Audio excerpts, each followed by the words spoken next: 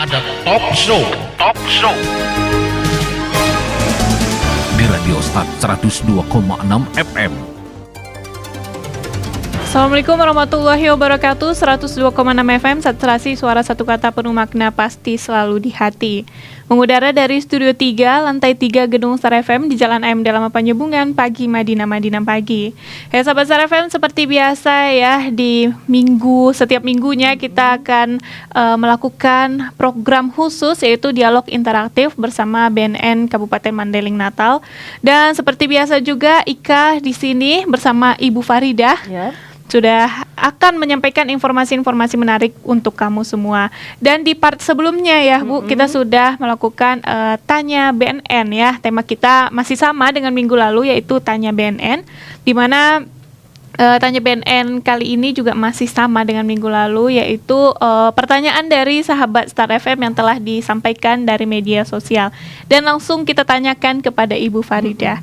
Di mana tadi terakhir tuh kita sempat bertanya ya Bu, mengenai bagaimana sih kita mengetahui, mendeteksi bahwa saudara, kerabat atau teman kita itu pengguna narkoba. Dan sudah disampaikan oleh Ibu Faridah. Kalau sahabat Star FM ketinggalan sama minggu lalu melalui frekuensi, bisa cek YouTube channel kita ya, di Start FM News Channel. Di situ banyak informasi-informasi menarik pastinya. Dan langsung saja Bu, pertanyaan dari sahabat Star FM nih, kan ada orang yang direhab di rumah. Ada beberapa jenis rehab kan Bu, dan ada rehab di rumah. Seberapa efektif sih kalau rehab di rumah? Apakah se-efektif rehab bersama BNN atau bagaimana nih Bu? Ya. Perlu kita sampaikan ya Dek dan para pendengar Star FM semuanya, bahwasanya rehabilitasi merupakan pilihan, sampai saat ini masih pilihan terbaik dari semua alternatif pengobatan ataupun alternatif pemecahan masalah penyalahgunaan narkotika ini. Nah, kalau direhab di rumah itu tidak bisa kita katakan rehabilitasi, atau hanya mungkin diatasi oleh keluarga sendiri gitu saja. Jadi kita tidak mengatakan rehabilitasi di rumah, tidak ya. Nah, mungkin kan orang tua mau pendekatan dulu dengan anaknya, mau mengatasi masalah ini mungkin secara kekeluargaan dulu, boleh ya. Tetapi di saat keluarga sudah di saat keluarga melihat tidak ada kemajuan, atau malah si anak ini tetap cenderung agresif, cenderung menutup diri, maka pilihannya itu adalah ayo bawa saja ke BNN ya.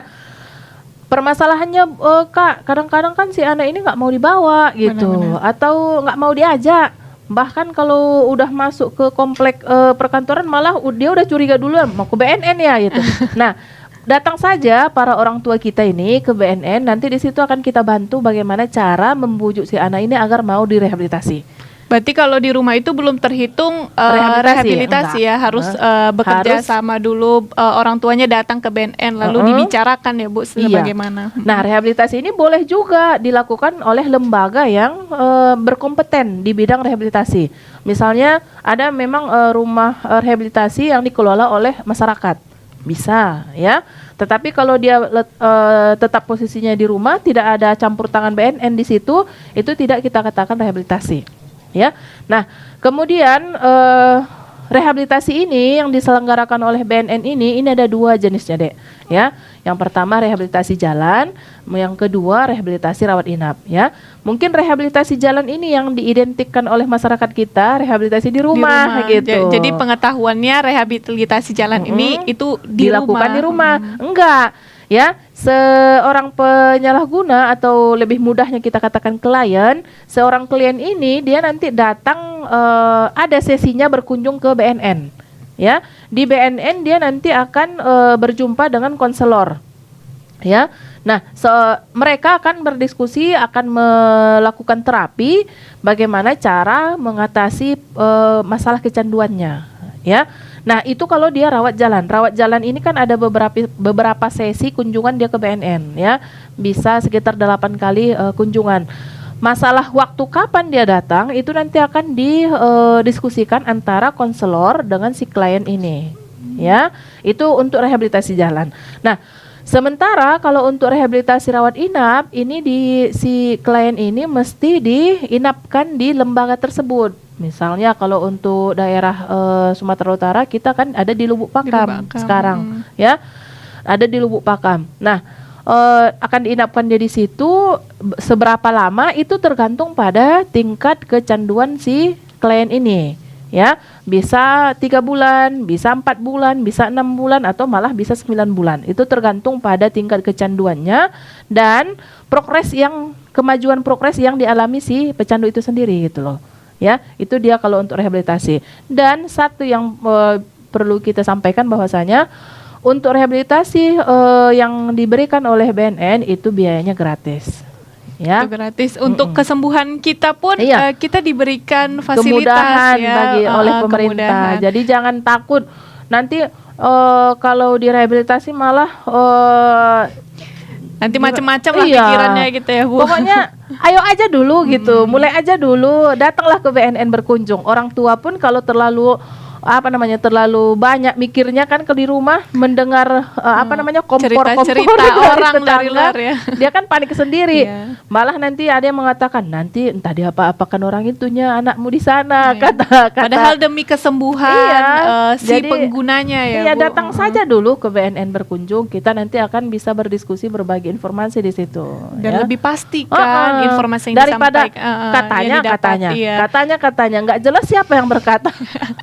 Dan Bu, kenapa sih ini selalu targetnya tuh remaja?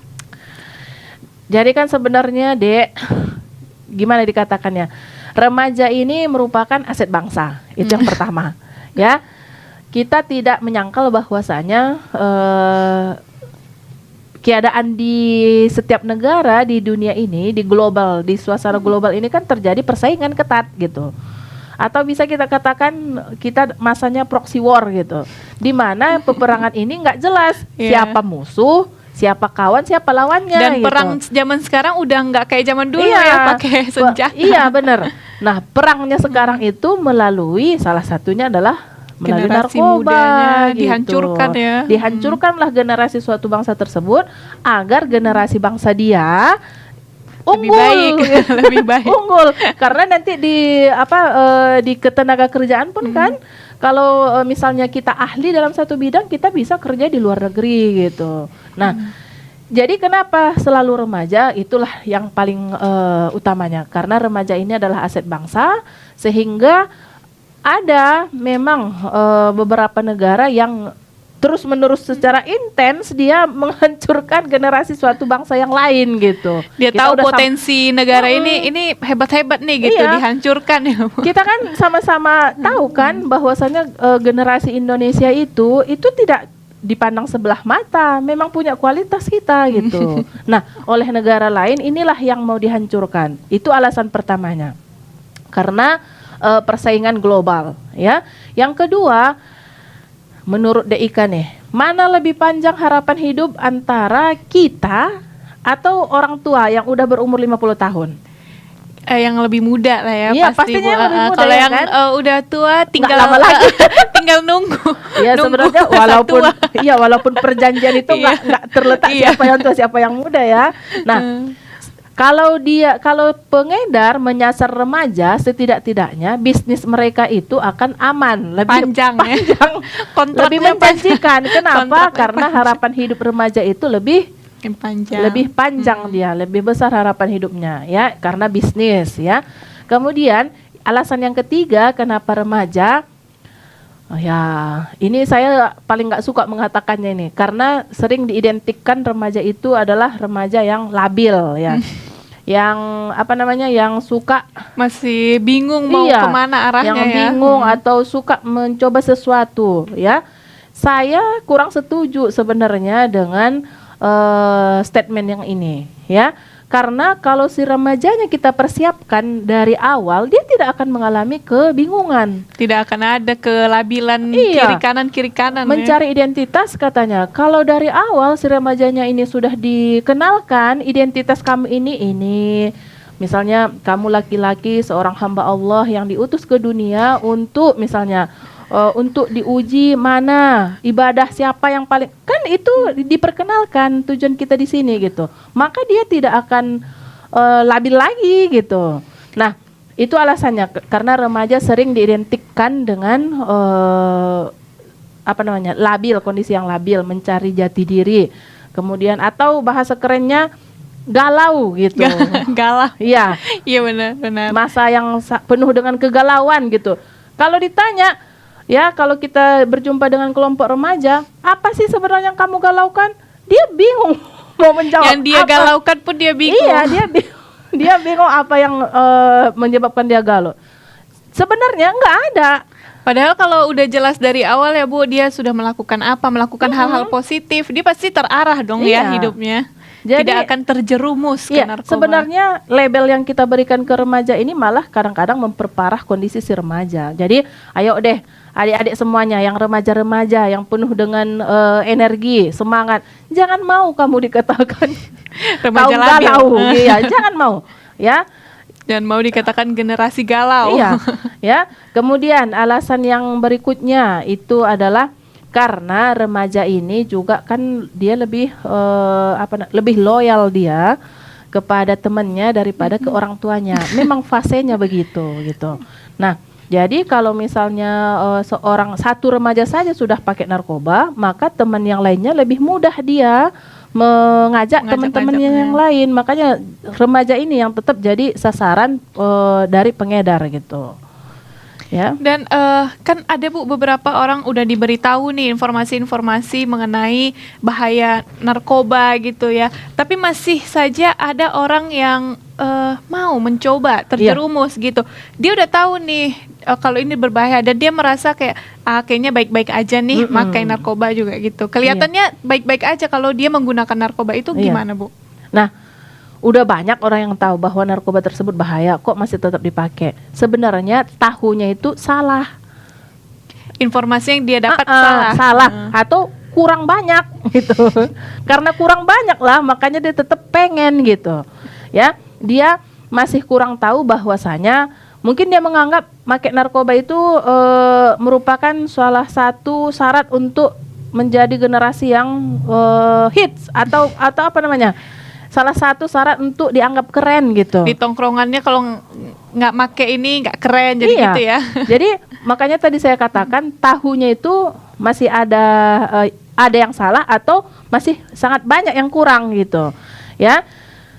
Kita ulangi lagi bahwasanya memakai narkoba itu dilarang agama. Seluruh agama di Indonesia itu melarang. Kemudian secara undang-undang itu juga diatur. Jangan dimain-mainkan.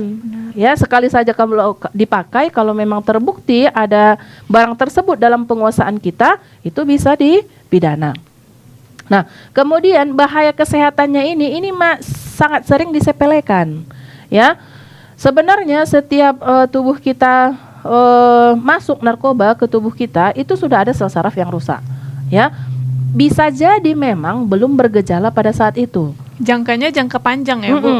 Ya, jadi saya ulangi, bisa saja tidak bergejala pada saat itu, tetapi kerusakan sel saraf ini itu sudah ada di dalam tubuh. Ya, jadi kerusakan inilah yang akan dibawanya seumur hidup. Ya, kita sama-sama tahu bahwasanya sel saraf itu tidak ada regenerasinya kalau kita sudah dewasa kan.